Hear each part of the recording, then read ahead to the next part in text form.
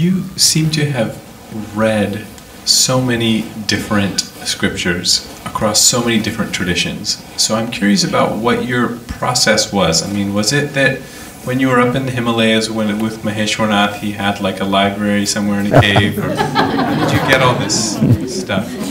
He didn't have any library, for your information. He did something, well, he performed a little trick, which was that he gave me access to the library which he was. He gave me the key to open his library, his personal library. And very often even I didn't, like the entire Upanishads were with him. He never took up a textbook to study the Upanishad. And gradually I kind of merged into that and began to understand what he knew. Came in, I don't know, I won't say came into me because that's a dangerous thing to say. Because tomorrow somebody will come and sit in front of me and say, hold my hand and give me the Upanishad. I can't do that. But it was a process of understanding through which I could touch these scriptures. I actually haven't read much, to be honest with you.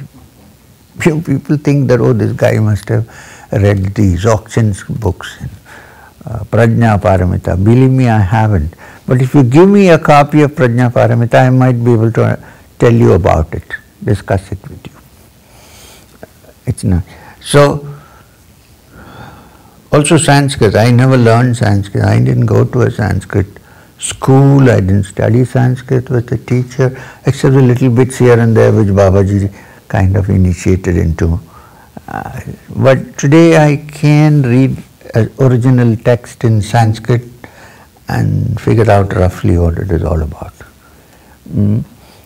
So to your question, I haven't read that much, but through the practice of meditation and understanding, I can zero in into anything that I need to understand and understand it quickly.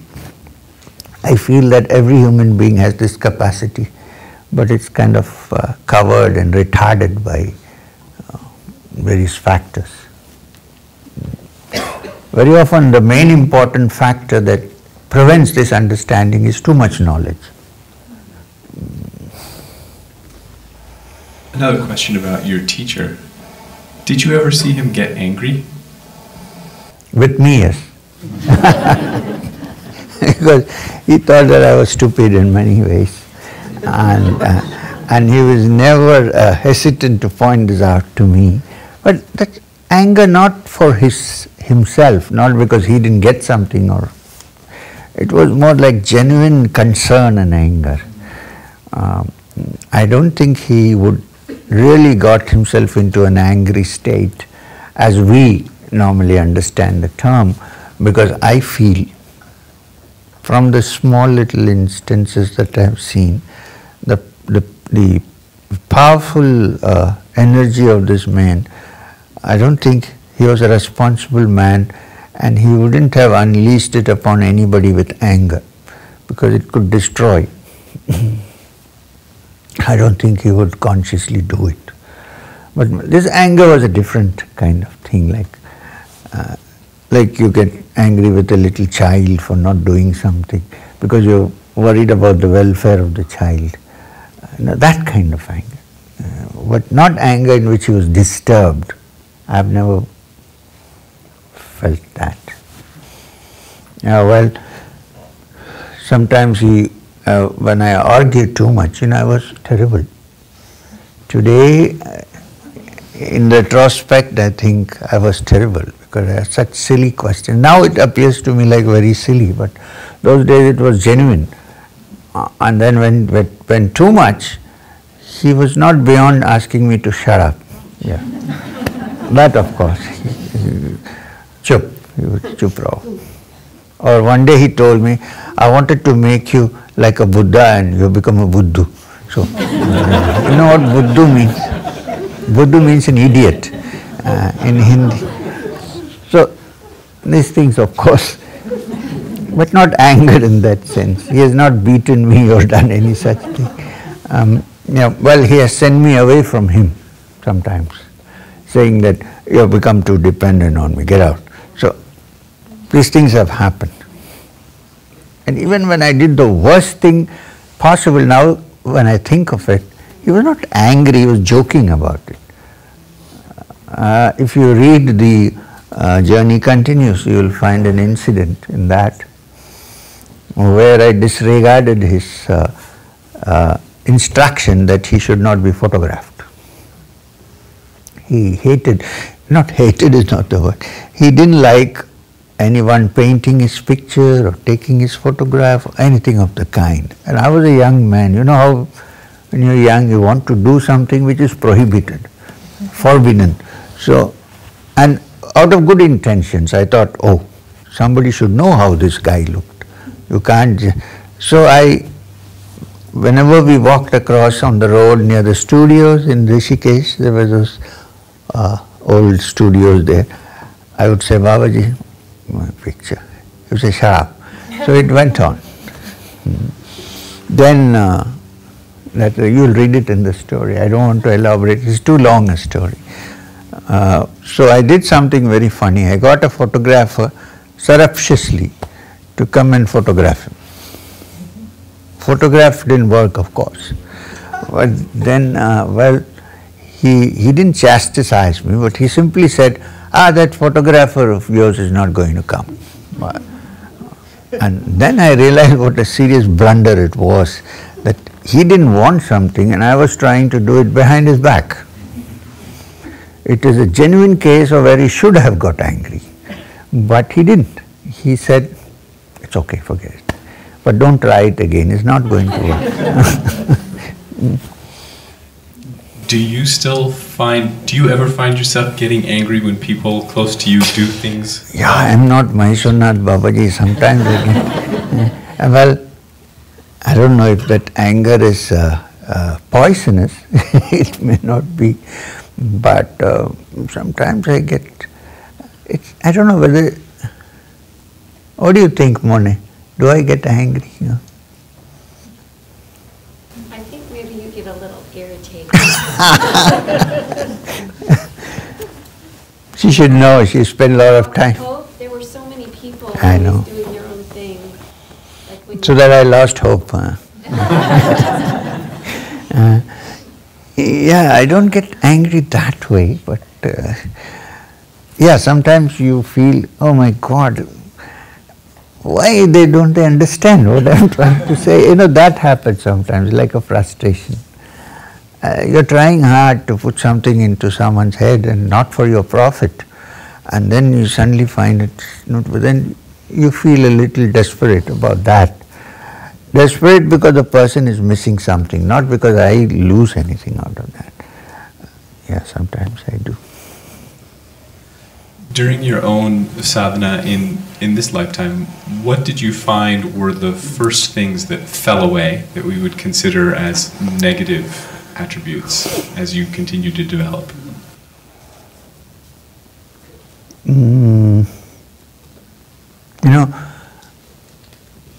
I think from childhood, there were some factors in me which were a little different.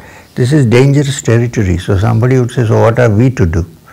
I mean, you are like that, so it happened to you, but we are not like that. So dangerous, but still, I need to tell you this.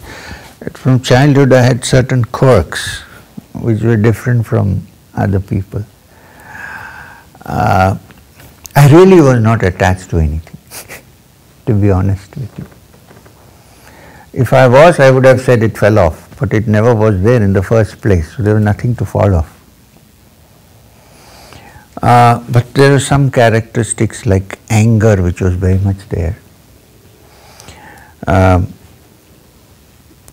Defense is okay, but sometimes the defense would become offense. Some of these qualities, and then I was very proud of what I was reading and understanding and so on. And sometimes about your ancestry and all that. So gradually, one by one, they all fell off. I think the first thing that fell off was this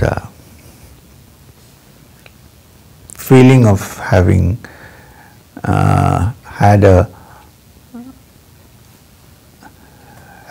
rich parents, and having had to not work for a once living, and then the fact that from the age of 9 till the age of 19, when I ran off to the Himalayas, I was learning in Kerala we have a system of self-defense called Kalaripayattu.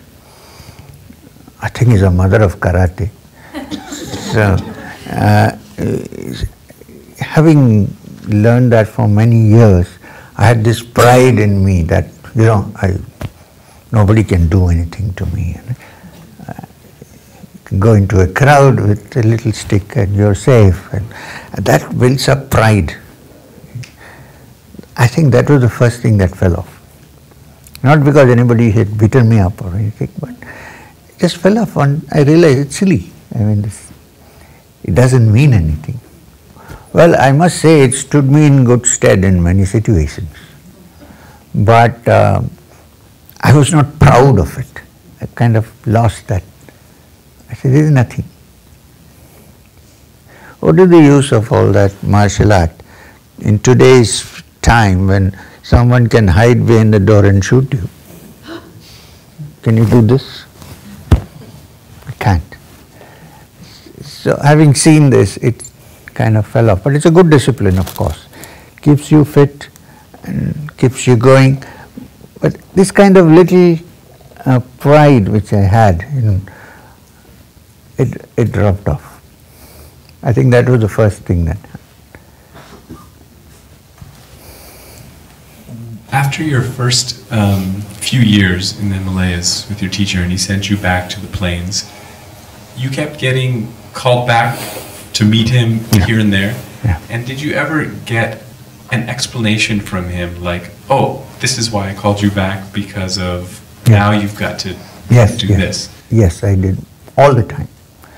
When he called me back, it happened in very strange ways because there were no cell phones then.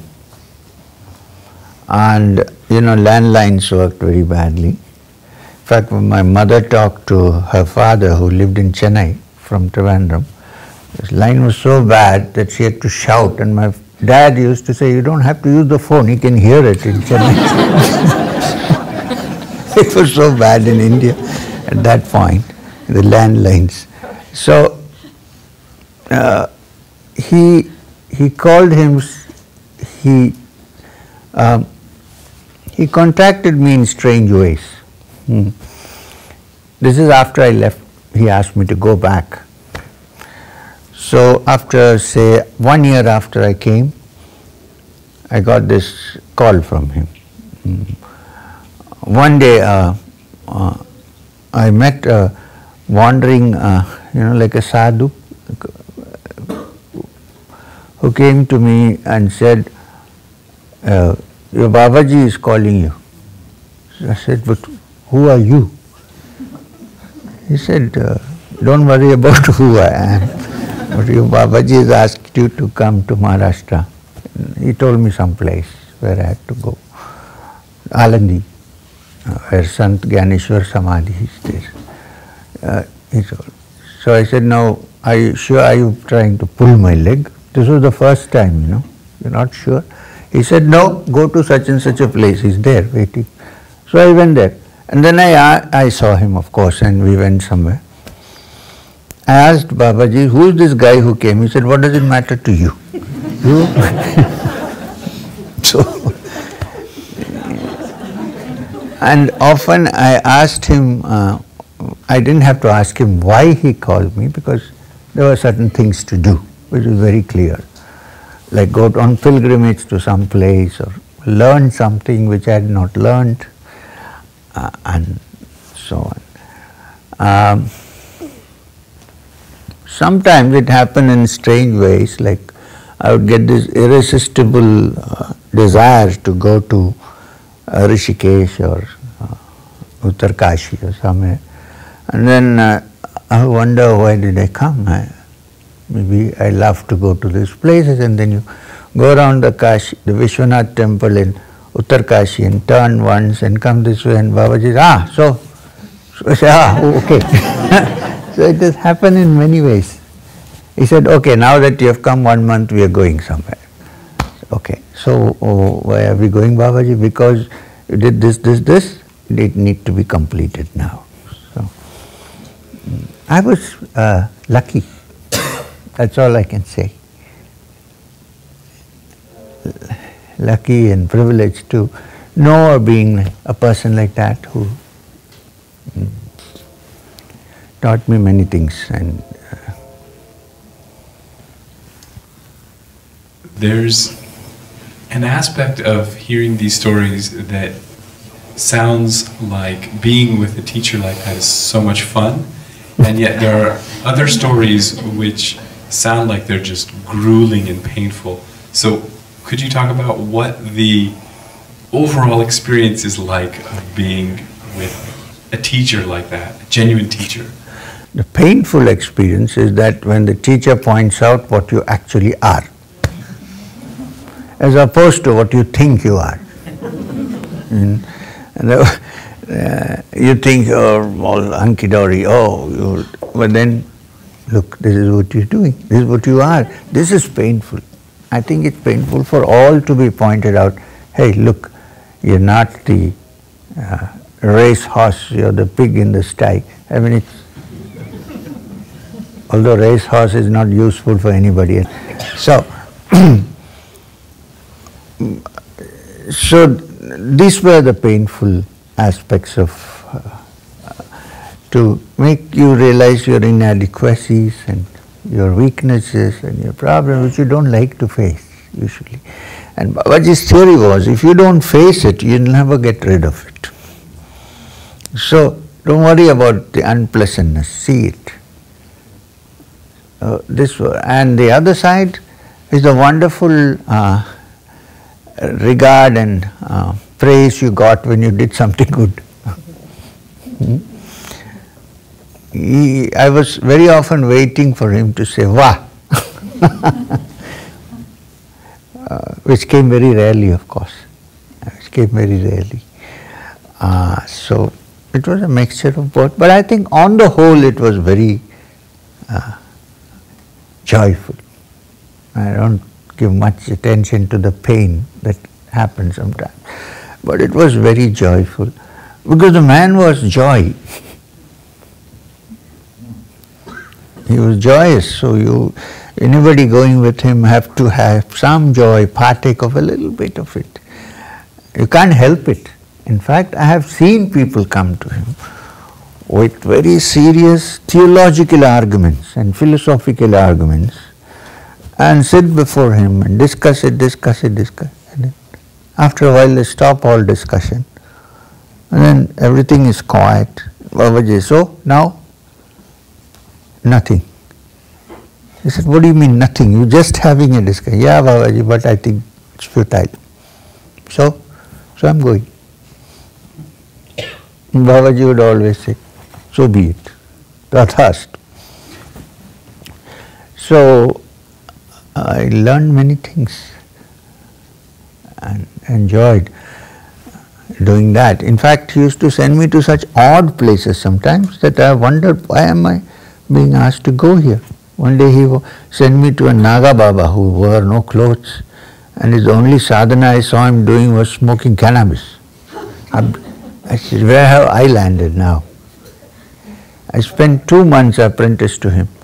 Apart from the fact that you have to sit 24 hours with that thing, smoke going on, since he was a Naga Baba and I was apprenticed to him, I had also to take off my clothes, walk around like. You have no idea how terrible it is, at least in the beginning. And then you get accustomed to it, of course. You don't care. So I went through that experience until I started having such hallucinations that I called Babaji, please come and take me from here, it's enough. So after 2 months he came and said, come on, get up, let's go. I said, why did you put me? He said, you should know this, what's going on. He's the Mahamandaleshwar of the Nagas. And what does he do? Nothing, smoke. And I also learned the different stages that happen with that, which is good because I get a lot of people who are into this, you know. They come to me and say that we are in Samadhi. I say, okay. Wonderful. Even I went through your Samadhi, so don't worry.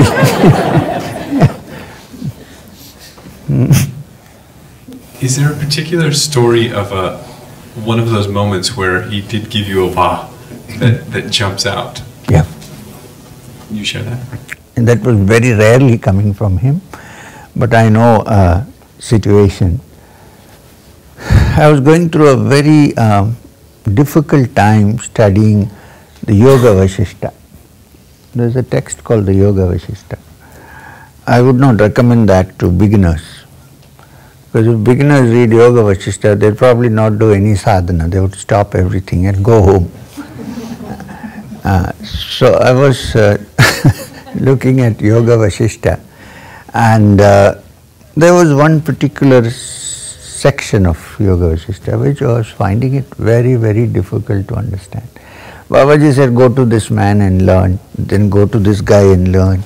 So I went to 3-4 places and talked to them, and I just couldn't solve this problem. And I felt that if I didn't solve this problem, I have failed in my, I mean, it was, I can't explain to you, it was a very serious affair. And then one day, when I had stopped all this trying to understand it and was sitting on the banks of the Ganga, suddenly it struck me. I think this is what it is. What was I doing all this time? You know, trying to create traps when actually there is no trap out there. It's clear. So when this happened to me and my mind woke up, I was rushing to tell Babaji, I think I have found the answer. Before I could say this to him, he was sitting down there like this. I still remember, on a rock. As soon as he saw me, he said, "Wah!"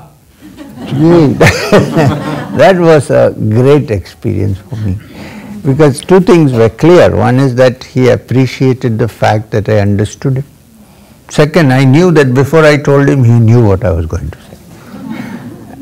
So, in the beginning, I used to do so many things which now, in retrospect, appear to me quite stupid. Not realizing that even before I thought about something, this man has thought about it. It's a very strange thing. Even before the thought occurs to me, somebody has caught that thought and said, this thought is going to appear now in him. Once you see that, then you have nothing to say. You just, as he used to say sometimes, chup.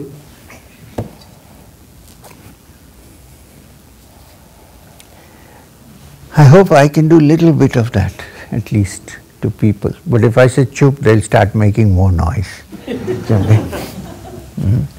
They don't give me that respect like I gave to Babaji. It's okay, don't worry. I'd prefer to be a friend rather than... I'm just very curious. If you don't mind, could you share with us why your Guru chose to leave his body in 83, given that he was a fully enlightened master? I don't know. Honestly, I don't know. He decided to go and I didn't ask any questions about this. I was sad, of course. But he could have stayed if he wanted. Maybe, I don't know. Does he still come to you? Huh? Does he still come to you? No. Where? From? No, in your mind, in your thoughts. Yeah, in my thoughts, yeah. But Does he direct you? no, he doesn't direct me, I direct myself. So you are, obviously have not read my autobiography. Long back at it. So the last part of the autobiography, where Babaji, when he passed away, my Shunnath Babaji, put one hand on my hand here, held it, and said, now You have a lot of work to do. You can't do it yourself. I am giving you part of me to work. So I don't need to contact him. I don't need to ask for instructions. I don't separate myself from him in some way. There are things gone, but I don't like to show that usually.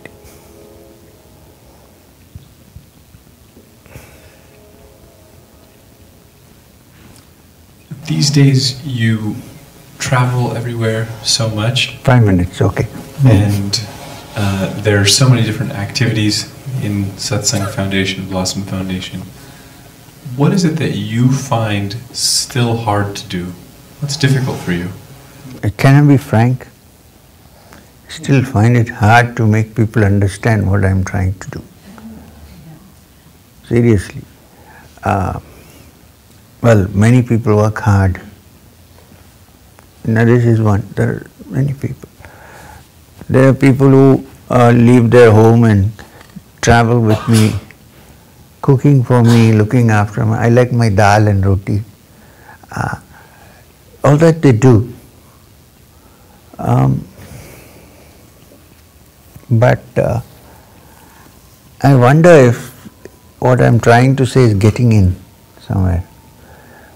I'm actually, if I find one person who can understand exactly what I'm saying, I mean, many people understand, I'm not saying no, then I would be very happy and I would retire from the scene.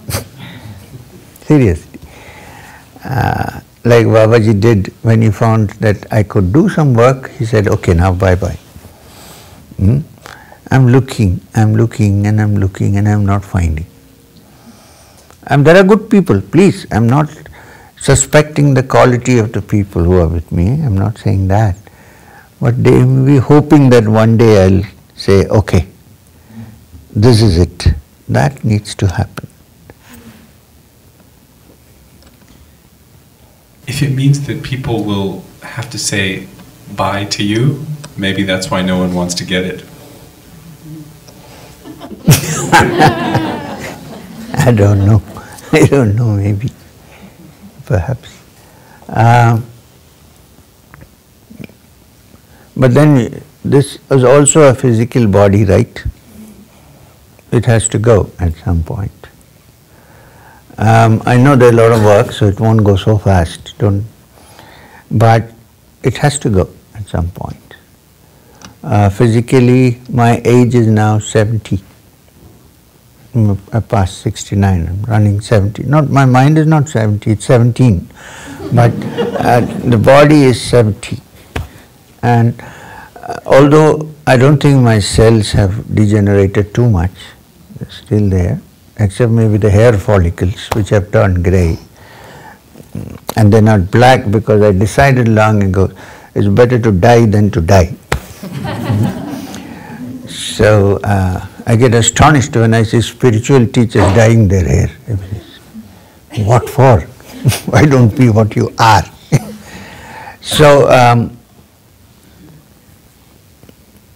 what did you ask? Sorry. Well, it's about if the same way that when Maheshwarnath felt like you got it, he was like, all right, you do it, I'm gone. If someone gets it and it means that you're leaving, that could be the reason, right? Know what people No, but say. then they can do the work, right? I'm not important, mind you. For me, the teaching is important, not me. I'm there because I need to get the teachings to people. Per se, I'm not so important. So if I find somebody, I'm so happy to hand over the reins. And because there is work not only here, there is work in other places. So maybe as the final question, and I know, apologies, all of you must be bursting with questions, but we didn't have that format, but how can the people who are here and who listen to this on YouTube be part of your work? That they are listening carefully to and looking at the YouTube and joining us in this kind of discussion. Satsang itself is important, and I'm sure somewhere somebody will grasp things in their own way. One thing I want to make very clear, we are not attempting to make everybody into the same thing. Each person grows in a different way. We're not wanting to have a garden only full of daffodils. There are roses, there are daffodils, they're all good. There are jasmine flowers which don't look so nice but smell so good. And there are lotuses, and we're not attempting to make all flowers into a lotus, or all flowers into a daffodil. We are wanting all the flowers to grow by themselves and glow in their own right. This is what we are trying to do. You understand? So Buddhist, Jain, Hindu, Christian, Muslim, Jew, we are not worried about that. They all have their peculiar characteristics. We are trying to encourage them to bloom. And when they bloom, then you see the whole world is a garden of many flowers. You can't make one flower and have a garden only with one kind of flower. This is not possible. It's a futile attempt. It's like, it's artificial gardening. It's not real. So I'm sure that in this group of people sitting here, there will be many people with genuine aspirations in their own way. My job is to encourage people to move on that way. It's only when people come to me and say, we want to have Kriya, which is my tradition, I give it to them. But if they're practicing something else, I don't convert them into. Conversion is not my business. So I want people to develop spiritually. Whichever way they move, it's okay. So that's it. Thank you very much. Thank you. And maybe in closing, if Naresh has any announcements, and he doesn't. So thank you, Shriyam. I think we'll just turn it over to Om Shanti Shanti Shanti.